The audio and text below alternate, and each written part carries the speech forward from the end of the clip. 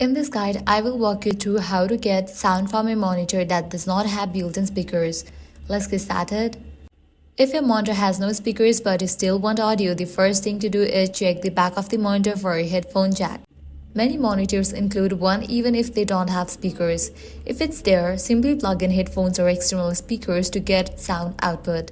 If your monitor does not include a headphone jack, the next option is to change your audio output directly on a computer.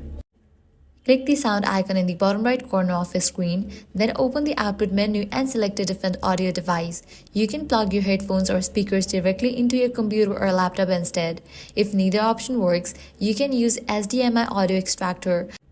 For setups where your monitor is connected to your computer with HDMI cable, an extractor allows you to split the audio from HDMI signal and plug in headphones or speakers to the extractor. This keeps you sound even if your monitor cannot output audio on its own. And that's it. If this guide helped you out, do not forget to like, share and subscribe to our channel. Thanks for watching.